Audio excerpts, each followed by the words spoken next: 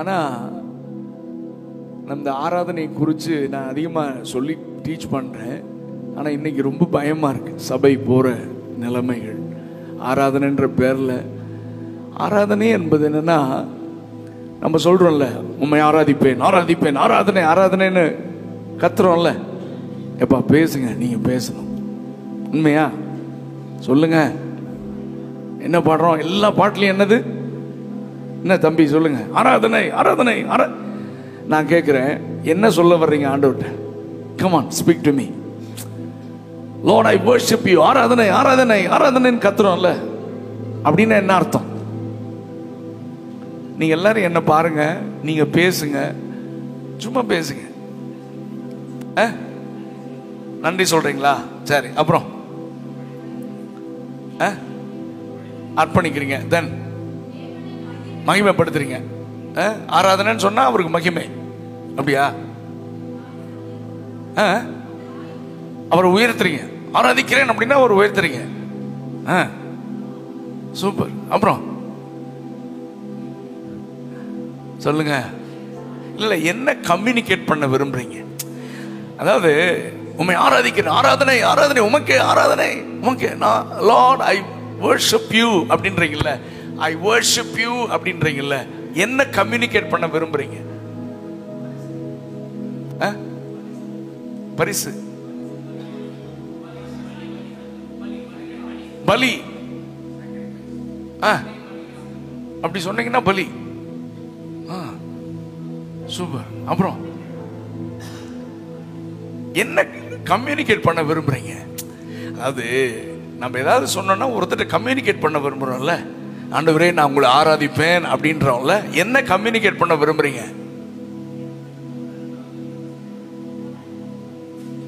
என்னங்க நீங்க சொல்றதெல்லாம் கரெக்டுங்க, சொல்லுங்க. உறவாடுறீங்களா?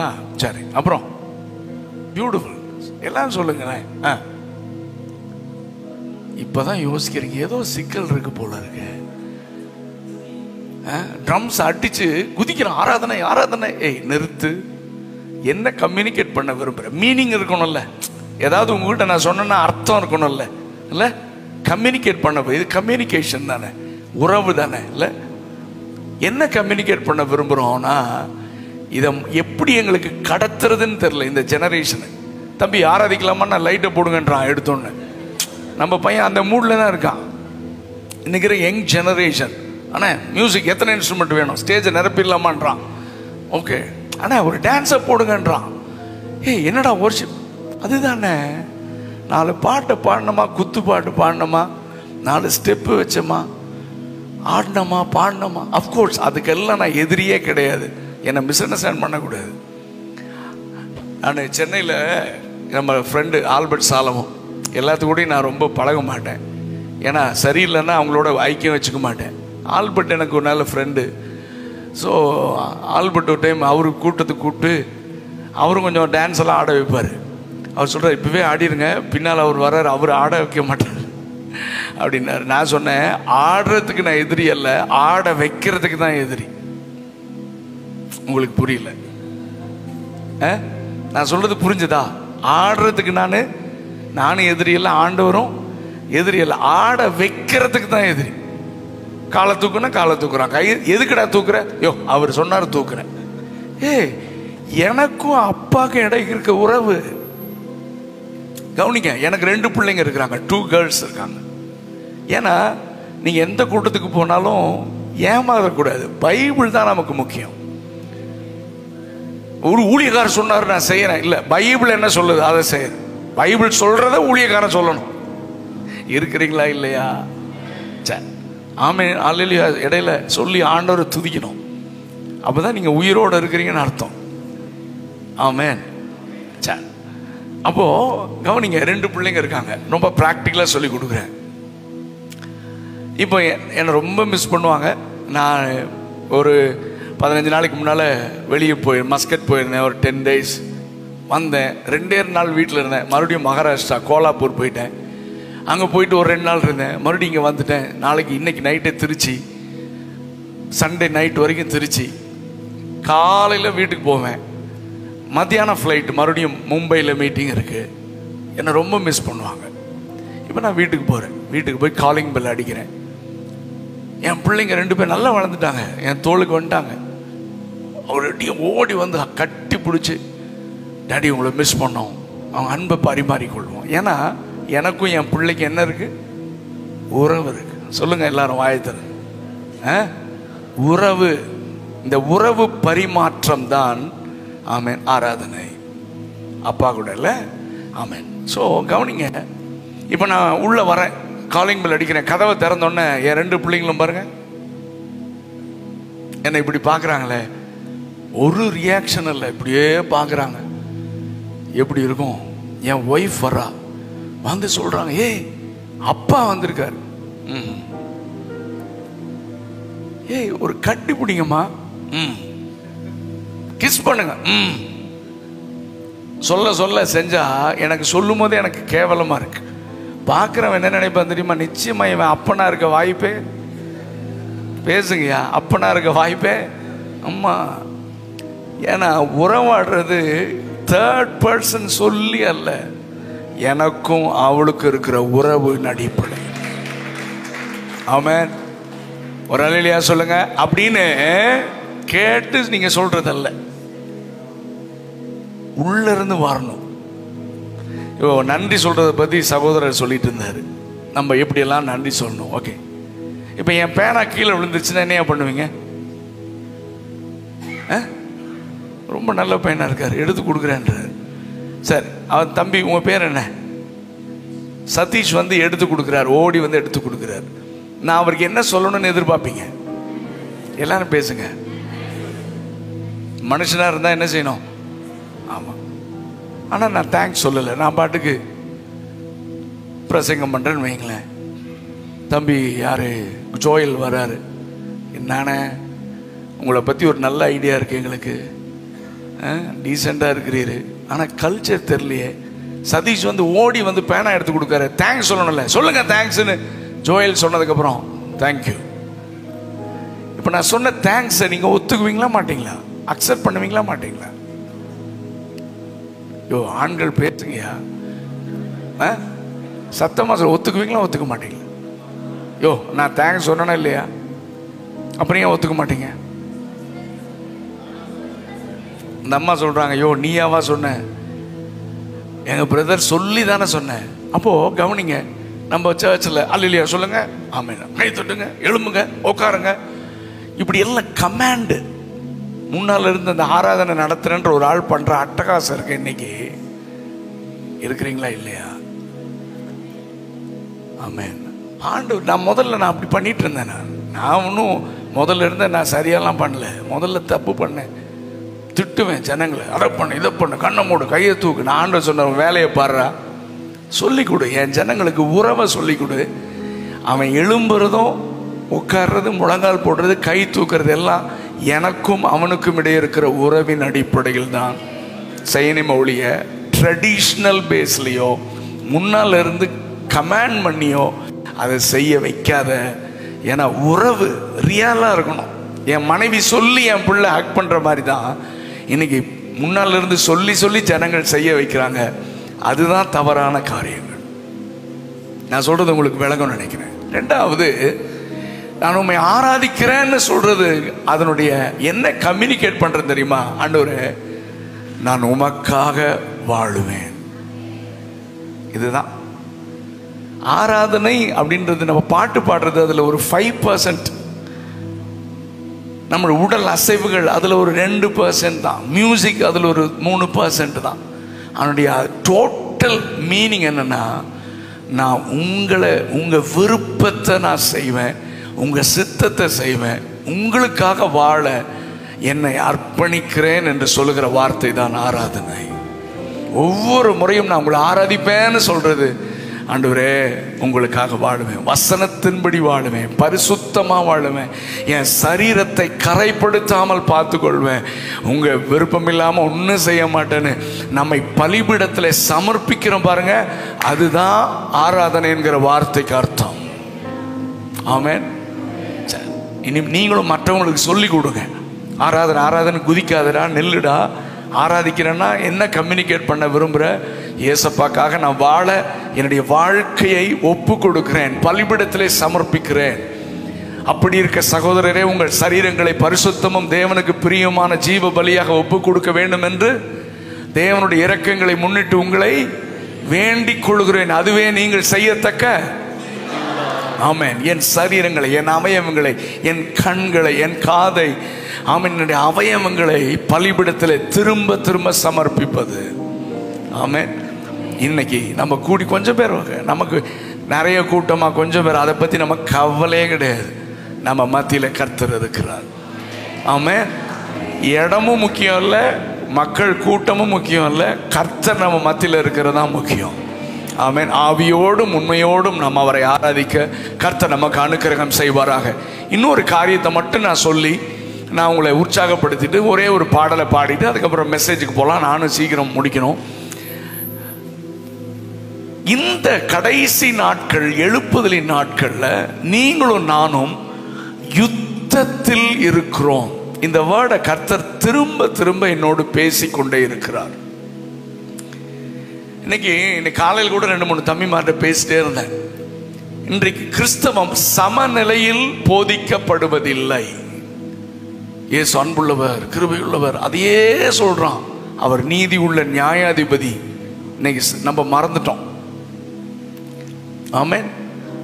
சமநிலையில் தான் வேதம் போதிக்கப்பட வேண்டும். ஆமென். ஆமா, பரலோகம் இருக்கு, பரலோகம் இருக்குன்னா நரகத்தை பத்தி சொல்லணும். அவர் கிருபையுள்ளவர்னா அவர் பட்சபாதம் பட்சிக்கிற அக்கினின்னு சொல்லணும். அவர் அன்புள்ளவர்னா அவர் நியாயாதிபதினு சொல்லணும். இதுதான் சமநிலையில் பேச. ஏன்னா இன்னைக்கு 99% ஒன் சைட பேசி ஜனங்களை ஏமாத்துறாங்க. உலக ஆசீர்வாதங்களை நான் பேசுறதே இல்லை, ஏன்னா பேச வேண்டிய அவசியமே இல்லை. ஏன்னா நம்ம எல்லாம் எங்க இருந்தோம், இன்னைக்கு நம்மள எங்க வச்சிருக்காரு ஆண்டவர்? சொல்லுங்க சொல்லுங்க. இயேசுவை நம்பி வந்து யாராவது ரோட்ல அனாதையா விட்டுருக்காரா? உலக ஆசீர்வாதங்களை மையப்படுத்தி பிரசங்கம் பண்றதே என்ன பொறுத்தவரை வேதத்திற்கு எதிரானது தான்.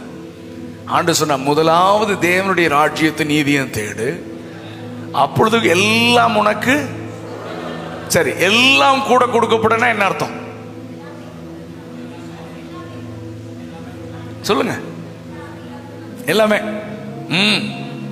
அம்பானிட்டு இருக்கிறதெல்லாம், அதானிட்டு இருக்கிறதெல்லாம் எல்லாமே.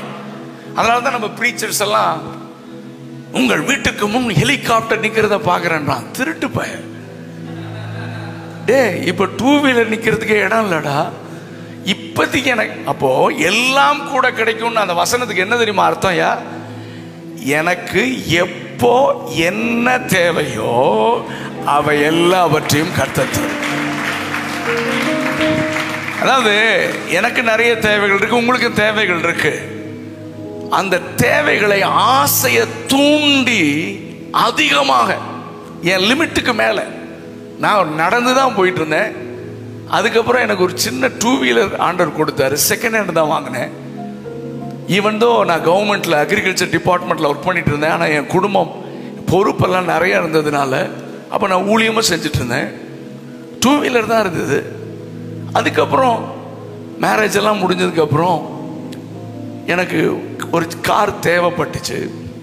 கர்த்தரே கொடுத்தார். ஒரு சின்ன வண்டி, ஸ்பார்க். ஜோயலுக்கு தெரியும், மதுரையில் இருக்க நிறைய பேருக்கு தெரியும். ஏன்னா கிட்டத்தட்ட 12 வருஷமாக ஓட்டிகிட்டு இருந்தேன். இன்னும் இருக்கு. ஆமாம், அங்கே தமிழ்நாடு ஸ்டேட், கர்நாடகா, கேரளா எல்லா பக்கமும் போயிருக்கு அந்த வண்டி. சின்ன ஸ்பார்க் வண்டி தெரியும்ல, செவர்லெட் ஸ்பார்க், அதான் வச்சுருந்தேன். அது எனக்கு போதுமாக இருந்துச்சு. அதுக்கப்புறம் ஒரு 5 வருஷத்துக்கு முன்னால் தான் ஆண்டவர் கொஞ்சம் சரி இவனுக்கு வயசாகிட்டு இருக்கு, அப்போ இவனை கொஞ்சம் நல்லா ஓடுறான், இவனுக்கு இன்னொரு வண்டி கொடுக்கலான்னு கொடுத்துருக்காரு. அதுதான் நான் அதில் சந்தோஷமாக இருக்கிறேன். இருக்கிறீங்களா இல்லையா? ஆமென். இப்போ எனக்கு 10 கோடி கார் வேணும்னு சொன்னால் ஆசீர்வாதம், நம்முடைய தேவ ராஜாக்களுடைய பிள்ளைகள் கேளுங்க அப்படின்னா அவனும் பைத்தியக்காரன், நானும் பைத்தியக்காரன். அதுக்கப்புறமேலு கடன் கட்ட முடியல, மெயின்டெனன்ஸ் பண்ண முடியல. ஆண்டவர் சொன்னாரு, அதனால தான் யாக்கோபு மூலமா அவனவன் தன் தன் சுய இச்சையினால இழுப்புண்டு சோதிக்கப்படும். நான் கடன் இல்லாமல் ஊழியம் செய்கிறேன். நிறைய பேருக்கு வருத்தமாக இருக்குது, பரவாயில்ல, ஏன்னா நீங்கள் சந்தோஷமாக ஆமேன்னு சொல்ல மாட்டேறீங்க. சரி, உனக்கு தான் ஏன் கடன் இல்லை, நான் எதுக்கு ஆமேன்னு சொல்லணும் பா. ஏன் கடன் இல்லைன்னா ஆண்டவர் சொல்லாமல் ஒன்றும் செய்யறதில்லை. ஆமே, அகல கால் வைக்கிறது இல்லை, ஆடம்பரமாக வாழ்றது இல்லை, ஆண்டவர் கொடுக்கறதுல மனரம்யமாக இருக்க கற்றுக்கொண்டேன். இருக்கிறீங்களா இல்லையா? எனக்கு சொந்த வீடு கிடையாது, அதனால வருத்தப்படுறதே கிடையாது. ஏன் கோயம்புத்தூர்ல அத்தனை பேர் என்ன நம்பி தான் வீடு கட்டுறான். ஒரு வீடு இல்லை, 2 வீடு கட்டி டூலெட் மாட்டிடுறான். சார் தயவு செய்து வாங்கன்றான். எனக்கு எப்பெல்லாம் விரும்புதோ அப்பெல்லாம் வீட்டை மாத்திட்டே இருப்பேன் நான். ஒரு சிலருக்கு சாகரத்துக்குள்ள அவனுடைய ஒரே ஒரு நோக்கம் என்னன்னா, ஒரு வீட்டை கட்டுவான், செத்து போயிடுவான். எனக்கு அதை பத்தி ரிஸ்கே இல்லை. இருக்கிறீங்களா இல்லையா? கவலை பாருங்க, கர்த்தர் கொடுத்தார வாங்கிக்கோங்க. ஆமா, வீடு கட்டுறதுக்கு லோன் வாங்குறது தப்புன்னு நான் சொல்லலை, அதை கூட வாங்காமல் இருக்கணும்னு விரும்புகிறேன், ஆண்டவரும் விரும்புகிறாரு. இல்லை மந்த்லி நான் ஒரு 20,000 கொடுக்க முடியும்னா அதுக்கு தகுந்த மாதிரி செய்யணும். இல்லை நீங்களும் ராஜாக்கள் பிள்ளைகள், உங்களை தூண்டி விடுறதுக்கே கொஞ்சம் கேஸுக்கு இருக்கானுங்க. அதுவும் மதுரையிலேயே அந்த அரை லூசுக்கு நிறையா இருக்கான். நீங்களும் ராஜாக்கள் பிள்ளைகள், நம்மலாம் எப்படி இருக்கணும் தெரியுமா அப்படின்னு சொல்லி உன் பாக்கெட்டில் இருக்கிறதெல்லாம் அவன் வாங்கிட்டு போயிடுறான், உன்னை கடங்காரன் ஆக்கிறான். நான் சொல்றது விளங்குதா இல்லையா? இதெல்லாம் கேட்டால் மக்களுக்கு சந்தோஷமா இருக்கு. ஆமென். ஆண்டவருக்காக இழப்பதை குறித்து யாரும் பேசுறது இல்லை. என்கிட்ட 1000 ரூபா வருதா, நான் 500 ரூபாய் தேவ ராஜ்யத்துக்காக விதைப்பேன். அதுவும் சரியான இடத்துல விதைக்கணும். இந்த கொழுப்பெடுத்து சுத்திரவனுக்கு காணி கொடுக்கூடாது. அந்த காசை வச்சு தேவ ராஜ்யம் ஸ்தாபிக்கிறவங்க கிட்ட தான் உங்க காணிக்க போகணும். இருக்கிறீங்களா இல்லையா? ஆமென். இந்த வருடத்தில் இதெல்லாம் தீர்மானம் எடுங்க. ஆமென். சரியான ட்ராக்ல நம்ம பயணிப்போம். ஆமென். இயேசு தேவ ராஜ்யத்தை. அது ரெண்டாவது, நான் காலையில் அதை கூட பேசுறேன். ஆண்டவரே வாரும் வாரும் வாரும். ஒரு சிலர் அவர் வராருன்னே பயப்படுத்துறான். பாருங்க, யுத்தம் வந்துருச்சு, அவர் வந்துட்டாருன்றான். நான் என்ன சொன்னேன்? அவர் வருவார். இருக்கிறீங்களா இல்லையா? ஆனா அவர் வர்றதுக்குள்ள நம்ம என்ன செய்யணும் சொல்றானா? ஆயத்தமாகிறது இல்லை, ஆத்தும ஆதாயம் பண்ணணுங்க. நம்ம தேசத்துல 140 கோடிங்க, கவர்மெண்ட் 3%. நம்ம ஆளுங்க சும்மா எங்க அப்பாக்கு தேவ ராஜ்யத்துக்கு நான் கொடுக்கிறேன். எது கொடுக்குறேன்? நான் இயேசுவை நேசிக்கிறேன். சிம்பிள். எனக்கு வீடு கட்டணும், கடன் பிரச்சனை மாறணும், அதுக்காக கொடுக்குறேன்னா லஞ்சம் அது. நான் சொல்றது விளங்க. இன்னைக்கு கிறிஸ்டியானிட்டியில இந்த மாதிரி மாயான காரியங்கள் எல்லாம் ஜனங்களுடைய மனக்கண்களை குருடாக்கி இருக்கிறது. ஆமென். நீங்கெல்லாம் எழுமணும், தம்பிமாரெல்லாம் எழுமணும். சத்தியத்தை சொல்லுங்க, சத்தியத்தை ப்ரீச் பண்ணுங்க. நீங்க ஃபேமஸ் ஆக மாட்டீங்க. புரியல நான் சொல்றேன். நீங்க ஃபேமஸ் ஆக மாட்டீங்க, ஆனா கொஞ்சம் பேரை நீங்க பாதிப்பீங்க. நாங்கெல்லாம் அப்படிதான். கொஞ்சம் அங்கங்க சின்ன சின்ன கல் போட்டே இருக்கோம், ஒரு நாள் வெடிக்கும். ஆண்டவர் சொல்றாரே, நீ மட்டும் இல்லடா, பாகாலுக்கு உண்பதாக முழங்கால் படியிடாத 7000 பேரை நான் மீதம் வச்சிருக்கிறேன். ஆமென். வாலிப பிள்ளைங்களுக்காக நான் பேசுறேன்னா காம்ப்ரமைஸ் பண்ணிடாதீங்க. எல்லாரோடையும் ஒத்து போக முடியாது. இன்னைக்கு காலையில் அதையும் தம்பி மாட்ட சொல்லிட்டு இருந்தேன். எல்லாரோடையும் கை கோர்த்து போக சொல்லுங்க. ஆமா, நம்ம ஆட்கள் நல்ல சத்தியத்தை பேசி சத்தியத்தில் நடக்கிற நல்ல ஆட்களுடையும் இருப்பான், கள்ள உபதேசம் பண்ற ஆளுடையும் இருப்பான். இவன் நரகத்துக்கு தான் போவான். Even pastors, leaders, even leaders. என்ன சேவியர் பிரதர் ஐயா சொல்லுங்க. என்னால அதாவது நான் என்ன சொன்னா, இப்போ நான் இருக்கேன், தம்பி ஜோயல் இருக்காரு, சேவியர் பிரதர் இருக்காரு, தம்பி ஸ்டான்லி இருக்காரு, தெரிஞ்சவங்கள சொல்றேன். எங்களுக்குள்ள இருக்கிற ஐக்கியம், நான் மாசம் மாசம் என்ன ஸ்டான்லிக்கு 10,000 கொடுக்குறேன்னா, இல்லை ஸ்டான்லி எனக்கு 10,000 கொடுக்குறாரா, சேவியர் பிரதர் நான் கொடுக்குறேன்னா அவர் கொடுக்குறாரா, ஜோயல் நத்திங் டூயிங். எங்களுக்குள்ள ஒரு நல்ல பந்தம் இருக்கு. அது காரணமே சத்தியம் தானே. சத்தியம் தானே எங்களை இணைக்குது, தரிசனம் தானே இணைக்குது. ஆமே. இதே நான் கள்ள உபதேசம் பேச ஆரம்பிச்சிட்டேன்னா என்னை சொல்லி பார்க்கணும், திருத்தலாம், திருந்தலையா உறவை துண்டிச்சுக்கணும். ஃப்ரெண்ட்லியாக கூட இருக்க முடியாது. பைபிள் அதைத்தான் சொல்லுகிறது. ஆனால் இன்னைக்கு லீடர்ஸே எல்லாத்துக்கூடையும் தோள் போட்டுட்டு சுற்றுறாங்க. கொஞ்சம் பேர் ஆண்டுடைய பட்சத்தில் இருக்க வைராக்கியமாக எழும்பினா நம்மை கொண்டு கர்த்தர் சபைக்குள்ளே ஒரு பெரிய எழுப்புதலை கட்டளையிடுவார். ஆண்டவர் என்கிட்ட பேசுறது என்ன தெரியுமா தம்பி? ஒவ்வொரு சர்ச்லையும் ஒரு மார்ட்டின் லூத்தர் எழுமணும். ஒவ்வொரு சர்ச் தப்புன்னா தப்பு, சத்தியத்துக்கு விரோதமா பண்ணாங்களா தப்பு, உன்னை யாருக்கும் பிடிக்காது, பரவாயில்ல, நீ தான் வேணும். மார்ட்டின் லூதர் காலத்தில் ரோமன் கேத்தலிக், எங்கள் அப்பாலாம் ரோமன் கேத்தலிக், எங்கள் பெரியப்பாலாம் மதுரையில் தான் இருக்காங்க, பெரிய குடும்பம், ஞான ஒளிபுரத்தில். அம்மா எங்கள் பெரியப்பா எல்லாம் Roman, still there Roman Catholic. எங்கள் அப்பா மட்டும்தான் இயேசப்பா ரட்சிச்சாங்க. ரோமன் கேத்தலிக்ஸ் எல்லாம் விக்கிரக ஆராதனை. அதுவும் இன்னைக்கு மற்றவன் கொள்றான்னு சொல்கிறோம், அன்னைக்கு பரிசுத்தவான்களை கொன்னதே ரோமன் கேத்தலிக் தான். பைபிளை தூக்குனா கொன்றுவான், பைபிளை டிரான்ஸ்லேட் பண்ணா ரத்த சாட்சியாக மறிச்சு, எல்லாமே ரோமன் கேத்தலிக்ஸ். கிங்ஸ் எல்லாம் ரோமன் கேத்தலிக்ஸ். அந்த நாட்களில் மார்ட்டின் லூத்தர் எழும்பினாரு, நீ சிலை வழிபாடு தப்பு, பாவ மன்னிப்பு சீட்டு தவறு. ரோமர் புஸ்தகத்தை வாசித்தார், கர்த்தர் அவ கண்களை திறந்தார், விசுவாசத்தினால் நீதிமான் பிழைப்பான். ஆண்டவரோட நான் பேசுறதுக்கு இடை தரகர்கள் யாரும் தேவையில்லை, மீடியேட்டர் யாரும் தேவையில்லை. அவர் என்னுடைய அப்பா, அவர் என்னுடைய ஆண்டவர் மட்டுமல்ல, என்னுடைய தகப்பனாக இருக்கிறார். ஆண்டவர் மார்ட்டின் லூத்தர் கண்ணை திறந்தார். அப்ப அவர் சொல்லும் போது அவரை கொல்லணும்னு நினைச்சாங்க. நீ சத்தியத்தை பேசுனீன்னா உனக்கு ஃப்ரெண்ட்ஸ் அதிகமா இருக்க மாட்டான், உங்களோட நிறைய பேர் தோள் போட மாட்டான். ஆனா பரலோகம் உன்னோடு கூட இருக்கும், பரலோகம் உன்னோடு கூட இருக்கும். To not compromise. சத்தியத்துக்காக நில்லுங்க. தனியா நின்னாலும் சத்தியத்துக்காக நில்லுங்க. ஏன்னா உங்களோட தான் கர்த்தர் இருப்பார், உங்களோட தான் கர்த்தர் இருப்பார். ஆமென். நான் இதெல்லாம் சொல்லணும்னு நான் இல்லை, பட் பரிசுத்த ஆவியானவர் உங்களோட கூட பேசுகிறார். உங்களோட கூட பேசி கொண்டிருக்கிறதை நான் அனுபவித்து பேசி கொண்டிருக்கிறேன். சத்தியத்துக்காக நில்லுங்க.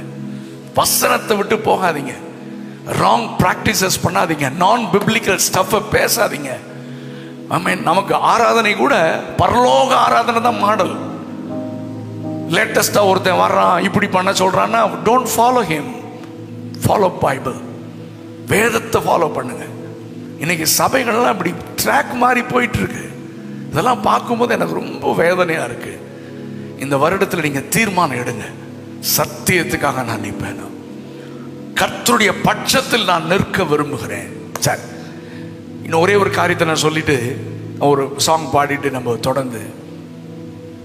நாம் யுத்தத்தில் இருக்கிறோம். எல்லாரும் வாயை திறந்து சொல்லுங்க, நம்ம எங்க இருக்கிறோம் சொல்லுங்க சத்தமா. யுத்தத்தில் இருக்கிறோம். அதனால 2023 போயிடுச்சு, இதே மாதிரி அப்படி நார்மல் கிறிஸ்டியன் லைஃப் போகலான்னு நினைச்சிட்டு இருக்காதீங்க. நாம் யுத்தத்தில் இருக்கிறோம். யாரோடு இணைந்து யுத்தம் பண்றோம்னா இயேசுவோடு, இயேசுவுக்காக பரிசுத்த ஆவியானவரோடு இணைந்து நாம் யுத்தம் பண்றோம். எதுக்கு விரோதமாக? வான மண்டலங்களில் கிரியை செய்கிற பொல்லாத ஆவிகளுக்கு விரோதமாக. ஆமென். சபைகளை வஞ்சிக்கிற, சபை தலைவர்களை வஞ்சிக்கிற, ஆமென், கிறிஸ்தவ குடும்பங்களை பாழாக்குகிற, வாலிபர்களை பாழாக்குகிற கள்ள உபதேசத்திற்கு விரோதமா, கள்ள தீர்க்கதரிசிகளுக்கு விரோதமா, அந்த ஆவிகளுக்கு விரோதமா நம்ம யுத்தம் பண்றோம், யுத்தம் பண்றோம். அதுல ஒரு ஆயுதம் தான் ஆராதனை, துதி. நம்ம துதிக்கும் போது சாத்தானுடைய அஸ்திபாரம் அசையணும். நான் ஆராதிக்கிற ஆராதனை பிசாச பாதிக்கவே இல்லைன்னா வேஸ்ட். ஒரு அல்லேலியா சொன்னா கூட அவன் கால் கொஞ்சம் நடுங்கணும். இருக்கிறீங்களா இல்லையா? நேற்று நைட்டு நான் சொன்னேன் அல்லேலியா டவர்ல, நான் நிறைய இடத்துல சொல்றேன், திரும்ப சொல்றேன். ரெய்னார்ட் போங்கே, எத்தனை பேருக்கு தெரியும் ரெய்னார்ட் போங்கே? பியூட்டிஃபுல் மேன் ஆஃப் காட், எனக்கு ரொம்ப பிடிக்கும். அவங்க மதுரைக்கு வந்திருக்காங்க. அப்போ நான் வந்திருக்கேன் பல வருஷங்களுக்கு முன்னால், சென்னைக்கு வந்திருக்காங்க. அவங்க ஒரு வார்த்தை சொன்னாங்க, ஆப்பிரிக்கன் கண்ட்ரீஸில் நான் ஊழியம் செய்கிறேன், என் கூட்டத்தில் 5 பேர் எல்லாம் உட்காந்துருக்காங்க. அவர் வந்து மைக் எடுத்து ஹல்லேலூயான்னு ஒரு கத்துனோன்னு முதல் வரிசையில் இருந்த 5 ஆண்களுக்கு ஃபிட்ஸ் வந்துருச்சான், காக்கா வலிப்பு வந்துருச்சான். என்னடான்னு பார்த்தா அவர் வாலண்டியர்ஸ் தூக்கிட்டு போனாங்க. கடைசியில் ஹீலிங் எல்லாம் நடந்தது. எல்லாம் சாட்சி சொல்ல வந்தாங்க. 5 பேர் வந்து நிற்கிறானா. நாங்கள் யார் தெரியுமா? நாங்கள் 5 பேரும் மந்திரவாதிகள். 5 பேர் யாரு? நாங்களை காசு கொடுத்து கூப்பிட்டு இந்த தேவ மனிதனுக்கு விரோதமா, அந்த கூட்டங்களுக்கு விரோதமா மந்திரம் பண்ணி ஏற்கனவே பண்ணிட்டோம். இங்கேயும் வந்து உட்காந்து பிசாசை ஏவலான்னு உட்காந்துட்டு இருந்தோம். முதல்ல பாட்டெல்லாம் பாடினாங்க. எங்களுக்கு ஒரு பிரச்சனையும் இருக்கிறீங்களா இல்லையா? முதல்ல ஆராதனையே நடந்தது. எங்களுக்கு ஒரு பிரச்சனையும் சொல்லுங்க சொல்லுங்க, வாயை திறந்துப்பேன். கேர்ஃபுல். முதல்ல ஜெபம் பண்ணாங்க, என்னென்னமோலாம் பண்ணாங்க. நாங்கள் ஜாலியா. இன்னைக்கு நிறைய இடத்துல அப்படித்தான் இருக்கான் பிசாசு. அவனுக்கு கூட சேர்ந்து ஆடுவான். ஆனா இந்த தேவ மனுஷன் வந்து ஒண்ணுமே பண்ணல. ஒரே ஒரு அல்லேலியா சொன்னாரு.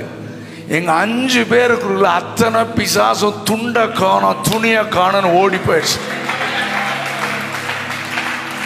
நான் என்ன சொல்றேன்னா, ஆராதிச்சு அப்படி ஆராதிக்கணும். நம்ம கூட சேர்ந்து அவனும் டான்ஸ் ஆடுற மாதிரி ஆராதிக்க கூடாது. நம்ம ஆராதிச்சோன்னா அவன் நடுங்கணும். நம்ம ஜெபம் பண்ணணும், அவனுடைய ராஜ்யம் அசையணும். ராகாதா, நான் ஊழியம் செஞ்சேன்னா பிசாசுடைய ராஜ்யத்துக்கு பாதிப்பு வரணும். கவனிங்க, அப்படி பாதிப்பு வந்துச்சுன்னா அவன் என்ன லேசா தொந்தரவு பண்ணுவான். ஹலோ, என் வீட்டுக்குள்ள சமாதானத்தை கெடுக்க ட்ரை பண்ணுவான், பிள்ளைங்களை தொட. ஆனா அவன் தோற்று போனாள். அவன் இன்னைக்கு நேரத்தை பண்ண ட்ரை பண்றான், பண்ணிட்டே இருக்க. அர்த்தம் நம்மோடு இருக்கார். அதுவும் யுத்தம் தான். குடும்பத்தில் பிரச்சனை வந்துச்சா கதவை சாத்திருங்க. 1 மணி நேரம் தேவனை துதிச்சுட்டு வெளியே வந்து பாருங்க, பிரச்சனையே இருக்காது. நம்முடைய யுத்த ஆயுதம் துதி. நான் என்ன சொல்றேன்னா, இந்த நாட்களில் நீங்களும் நானும் யுத்தம் பண்ண வேண்டும். இன்னைக்கு வொர்ஷிப் எல்லாம் என்டர்டெயின்மெண்டா மாறிடுச்சு.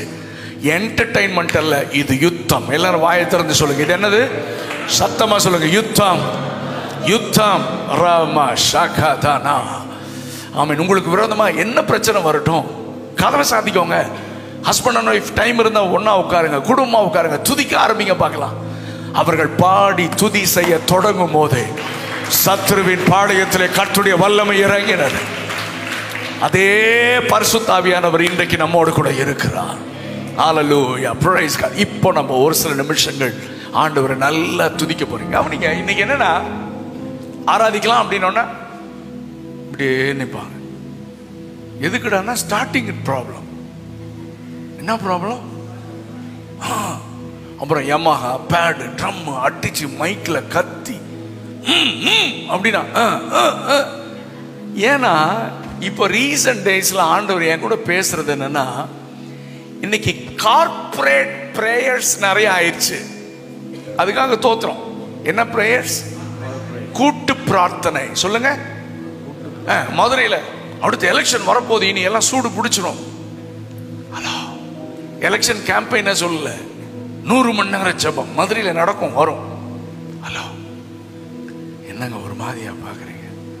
ஒருத்தன் பாப்பான், நான் 150 மணி நேரம் நடத்துறேன். நல்லது, ஐ சல்யூட் யூ. கார்ப்பரேட் பிரேயர்ஸ், கூட்டு பிரார்த்தனை நிறைய வந்துருச்சு. பர்சனல் பிரேயரை பிசாசு தூக்கிட்டான். am I right Joel? தனிப்பட்ட ஜெபத்தை பிசாசு தூக்கிட்டான். தனியா ஜெபம் பண்றது இல்ல, ஆனா கூட்டம் கூட்டம். அதுவும் ஒரு சிலருக்கு மைக் கிடைச்சாதான் வல்லமையே வருது. மைக் கிடைச்ச ஸ்பீக்கர் பாக்ஸே போற மாதிரி கத்துறான். இயேசு நாமத்துல மதுரையில இருக்கிற பிசாசெல்லாம் ஓடு. ஏன் நேத்து என்ன பண்ணிட்டு இருந்த வீட்டுல? நான் கேட்கிறேன், நேத்து என்ன பண்ண? காலையில் இருந்துச்சு உன் ஜெபர் அறையில நீ ஜெபம் பண்ணியா, யுத்தம் பண்ணியா? பண்ணிருக்க மாட்டான். எனக்கு இந்த மைக்கை பிடிச்சி ரொம்ப நேரம் அந்த கதை வசனமெல்லாம் பேசி ஜெபம் பண்றவன நான் நம்புறதே இல்லை. அவன் பர்சனல் பிரேயரே இருக்காதுன்னு நான் சொல்றேன். பர்சனல் பிரேயர் ஜாஸ்தியா இருந்துச்சுன்னா ஓப்பன்ல ரொம்ப அதிகமா ஜெபம் பண்ண மாட்டான். நீங்க நான் சொல்றதெல்லாம் புதுசா இருக்கு, உங்களுக்கு புரியலன்னு நினைக்கிறேன். ஆண்டவர் ராத்திரி முழுசும் ஜெபம் பண்ணாரு. வெளியே வந்து என்ன தெரியுமா சொன்னாரு? ஆண்டவரே, நீங்க எப்பவும் என்ன கேட்குறீங்க, நான் இப்போ கூட இதை சொல்றது இவனுக்காக, சுத்தி இருக்காரு இவனுக்காக. லாசர் வெளியே வா, சிம்பிள், முடிஞ்சது. இருக்கிறீங்களா இல்லையா? எலியா பாடுள்ள மனுஷன், முழங்கால் தலை பட பயங்கரமா ஜெபம் பண்ணான். ஆனால் எல்லாருக்கும் முன்னால் என்னை கேட்டருளும் ஃபினிஷ்டு. அக்கினி இறங்குச்சா இல்லையா? அப்போ எது வல்லமையான ஜெபம்னா, வல்லமைனா கார்பரேட் ப்ரேயரும் ரொம்ப முக்கியம். ஆனால் பர்சனல் ப்ரேயர் இல்லாமல் கார்பரேட்ல எல்லாரும் ஓன்னு கத்துனா அது யூஸ்லெஸ். இன்னைக்கு அதுதான் பிசாசு தந்திரம். அதே மாதிரிதான் ஆராதனையும் அப்படி மாறிடுச்சு. கார்பரேட் வர்ஷிப், நமக்கு ட்ரம்ஸ் அடிச்சா அப்படியே அதுவும் ஸ்பெஷல் ஆள்கள் ஃபேமஸ். யாரு சொல்லுங்க? அப்படியே ஹீரோ ஊழியக்காரங்க அப்படி வந்துட்டா நமக்கு அப்படியே புல் அரிக்கும். ஊன்றான். என்னடா அது எக்ஸைட்மெண்ட். அது எக்ஸைட்மெண்ட்.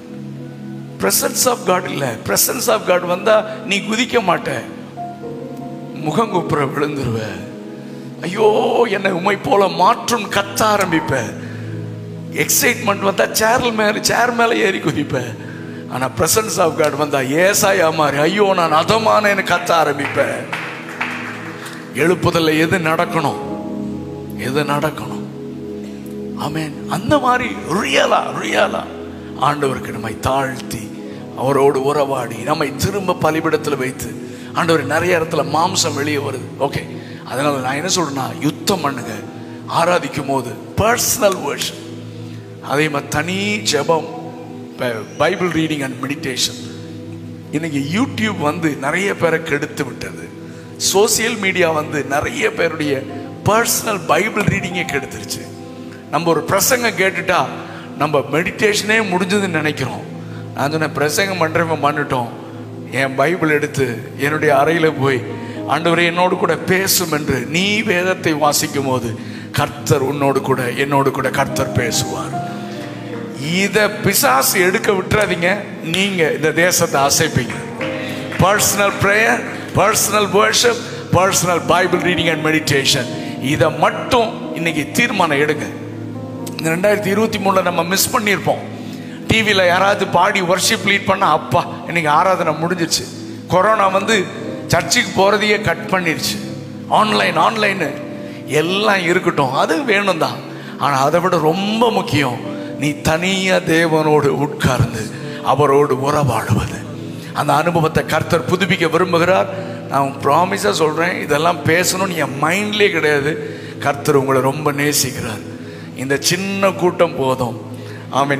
நாம் எழும்பினால் நம்முடைய சபையில் மாற்றம் வரும், குடும்பத்தில் மாற்றம் வரும், இந்த மதுரையில் மாற்றம் வரும். எழுப்புதல் என்றாலே மாற்றம் தானே. ஒரு மாற்றத்திற்கு நாம் முன்னோடிகளாக இருக்க கர்த்தர் நமக்கு அனுக்கிரகம் செய்வாராக. அதனால நீங்க தனியாக ஆராதிக்கணும். போகும்போது, டிரைவ் பண்ணும்போது, வீட்டில் இருக்கும்போது, வேலை செய்யும் போது ஆண்டவரோட பேசிட்டே இருக்கணும். அந்த அனுபவம் இருந்துச்சுன்னா சர்ச்சுக்கு வந்த உடனே நீங்க யாரையுமே பார்க்க மாட்டீங்க. ஆராதனை நடத்துற, நான் திரும்ப சொல்றேன், ஆராதனை நடத்துகிற நபர் நமக்கு முக்கியம் அல்ல, நாம் ஆராதிக்கிற தேவன் தான் முக்கியம். ஆனா இன்னைக்கு சர்ச்சில் என்ன பண்ணாங்க தெரியுமா? ஆராதனை நடத்துறால பார்க்கறான், உன் பக்கத்தில் இருக்கிற ஆண்டவரை பார்க்கறது இல்லை. என்ன கொடுமை இல்லை? ஆமா, அதனால தான் ஸ்டேஜில் ரொம்ப அட்ராக்டிவ் பண்ணி எல்லாம் போட்டு ஸ்டேஜில் அது பாரு, என்ன பாரு, அதை பாருன்னு எல்லாரையும் இவனை பார்க்க வச்சுட்டான், ஆண்டவர் பார்க்க வைக்கல. நான் சிறுகவும் அவர் பெருகவும் வேண்டும். Centre of attraction should be Christ, not any man. Center of attraction should be Christ. ஆண்டவர் தான் இந்த இடத்துல முக்கியம். ஆமென். நிறைய காரியங்கள் என் இருதயத்தில் போராடிட்டு இருக்கிறேன், போராட்டத்தெல்லாம் சொல்றேன் நான். ஆமென்.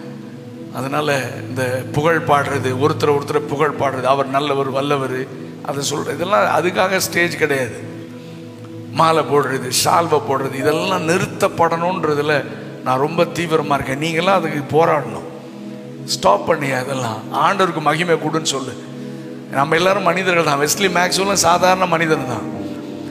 நம்ம எல்லாரும் ஒன்று தான், சமம், ஈக்குவல் ஆண்டவருடைய பார்வையில். நம்ம எல்லாரும் தானுடைய பிள்ளைங்க தான். நம்ம எல்லாரும் எதுக்கு வந்திருக்கிறோம்? ஒருத்தரை புகழ்றதுக்கு இல்லை, இயேசுவை புகழ்வதற்கு, அவரை உயர்த்துவது. நம்முடைய மேடைகளில், நம்முடைய சர்ச்சஸ்ல மனுஷனை புகழ்றது நிறுத்தப்படணும்னு கர்த்தர் என் கூட பேசி கொண்டே இருக்கிறார். மனுஷனை ஒருத்தனை சும்மா வீண் புகழ்ச்சி தான் அது. வெளியே வந்தீங்கன்னா ஒருத்தன் திட்டிட்டு இருப்பான், அதெல்லாம் நாங்கெல்லாம் கூட இருந்து பார்க்குறோம். ஆனால் மேடையில் பொய் பேசுவான், அதெல்லாம் நிறுத்தணும், ஆண்டவருக்கு மகிமை செலுத்தணும். இந்த மாற்றமெல்லாம் சபையில் உண்டாகணும், அதற்கு நாம் காரணமாக இருக்கணும். நீங்கள் எந்திரிச்சு சொல்லணும். ஒரு சபையில் நான் ப்ராக்டிஸ் இந்த மாதிரி நடக்குதுன்னா இது தப்புன்னு சொல்லணும். உங்களை எப்படியும் வெளியே துரத்த தான் ட்ரை பண்ணுவாங்க. இருக்கிறீங்களா இல்லையா? இவன் இருந்தான்னா நம்ம பொழப்பு போகாது, இவன் என்ன எல்லாம் சத்தியம் சத்தியன்றான், இவனை துரத்துனா பரவாயில்ல, துரத்துற வரைக்கும் பேசுங்க. ஒன்னா மாறிட்டோம், இல்லைன்னா நம்மளை துரத்துட்டோம், நம்ம இன்னொரு இடத்துக்கு போவோம், அங்கேயும் மாற்றத்தை கொண்டு வருவோம். இருக்கிறீங்களா ஐயா?